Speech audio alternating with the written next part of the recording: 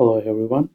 Today we will be talking about nation building and how the development of democracy occur in a nation. And we will be primarily dealing with uh, United Kingdom and mm, Sweden.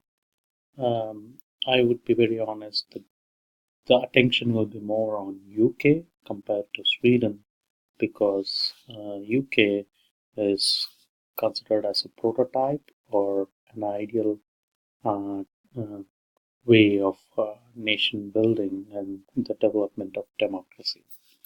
And so let's start with the UK. UK is England, Wales, Scotland, and Ireland. It's not quite the same thing as Great Britain because Great Britain is England, Wales, Scotland, or the mainland, you know. So it doesn't include northern part of the island. So UK is not really a country.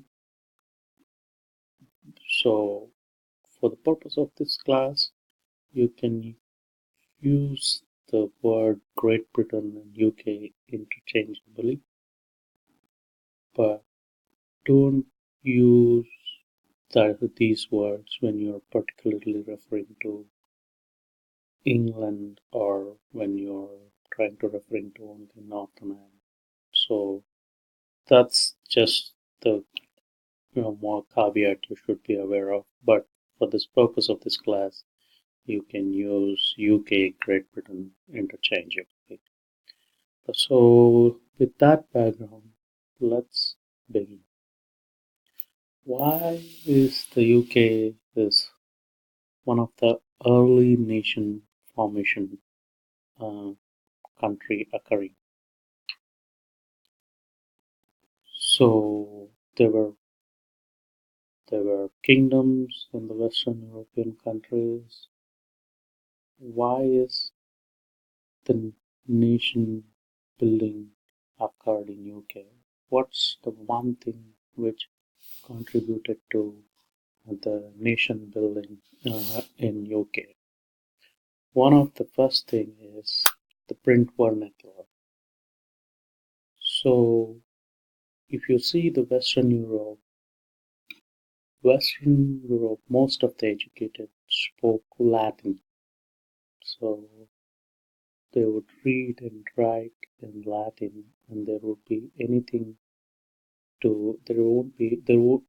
anything in the local language. So it's but in the UK context, you, they started publishing in the local language, like Shakespeare. Much before that, the Chaucer's Latin literature. I'm sure English literature student would relate to it, and then even the publishing of the Bible in the local language. They all contributed to the development of nationalism within the local because they started publishing uh, the local literature in the local language as opposed to Latin, which was a foreign language for those people living in the UK. So print vernacular has contributed to the development of the idea of nationalism. And also it provided a scope for writing about the local culture in the local language. Another factor is the ethnicity preserved within the UK as an island. It protected from the outside influence and outside invasion, and that is different from what happened in other cases, which was uh, happening in other places. For example, Western Europe was open to conquest, and there is intermixing of language and ethnicity depending on the wars and conquest, whereas UK was much more isolated. In that sense, the ethnicity was preserved, and that has contributed to the development of nationalism within UK, and the idea of nation started building in UK. Another factor is the Church of England. So England was one of the first country to break off from the Catholicism that dominated the Europe, like Roman Catholicism that dominated the Western Europe. The Church of England was founded far earlier than any other country. It started as a Protestant uh,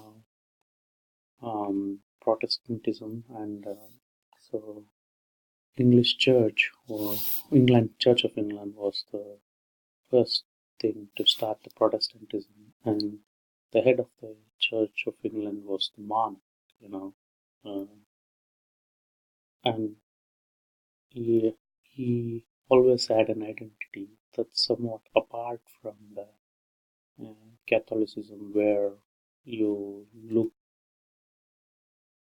which is universal, rest of Europe, whereas for the British, they are looking up to their own king as the head of the church. And the final factor which contributed to the idea of nation formation is this concept of citizens as against subject. When you are a subject, you are actually looking up to Lord above you, or some power above you, which can fluctuate. It can fluctuate. Uh, you are you are con- so the idea of universality in religion, uh, in you are loyal to various subjects as the loyal above. There is no entity, that. But in the case of UK, you are you have bounded by the idea of citizens, where you can identify yourself with the fellow people, and that's one other area which contributed to the formation of nation states in UK. So these are some of the factors which contributed to the early nation formation in UK. You have the print vernacular, you have preservation of ethnicity, you have Church of England, and then mm, you have horizontally bound society, which is again in a way related to print vernacular, because that contributed to the idea of identifying the fellow culture, fellow people who follow the same culture, who are the fellow citizens, as against the vertical authority of someone higher up. So these are some of the features which contributed to nation building in UK. Having said that, let's look at the political history of UK. I'm sure some of you are historians who would agree with me if I try to summarize everything in one uh, slide or even one class. It is impossible to do that. And um, anyway, but I would be touching some of the important milestones in the political history of UK. Um, again, uh, when we talk about the political history of UK, I'm not going back to 1068 when the Normans from France invaded Britain and who are Anglo-Saxons. No, I won't be talking that. Instead of that, I'll be talking some of the key movements which are related to democracy or which had contribution towards the development of democracy. The first thing was 2015 Magna Carta. Why Magna Carta is important? Magna Carta, by the way, before this, I would just wanted to also mention this. I don't know how many of you watched the London Olympics 2012. Um, the inauguration ceremony had a wonderful visual imagery of the history of UK, and I'm sure it was I could see that they all brought in these key elements. So if you're interested, maybe you can find a video of that London Olympics 2012 inauguration, which also touches upon these main events, in the political history of UK.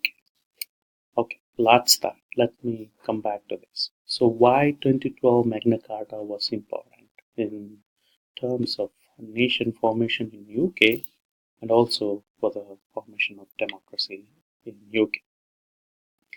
What happened was in the early 1215, there were these kings who were going off on crusades, like Richard the Lion King went on the crusade. Then you see his brother Prince John wanted to tax people and wanted to increase the tax to fund the war,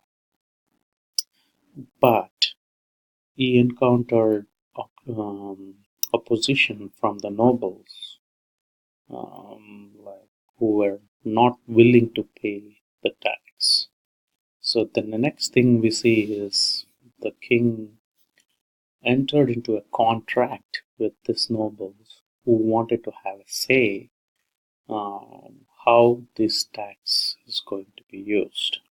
So that's where the concept of parliament came into existence. In fact, the word parliament comes from French word parler, means to speak. So what happened was this nobility wanted to have a say, and they entered into contract with the king, pretty much saying that they want to have a say in how you are going to use this tax. If you want to pay tax, then we should be having a say how you are going to use the tax. This is the initial seed, which we can say here in the formation of democracy, where which translates to current, roughly current form, where people have a say in how the money is being used. So that's in the UK context, it's 1215 Magna Carta, which laid the foundation in the formation of nation and also formation of democracy. Next important thing is 1688 Glorious Revolution.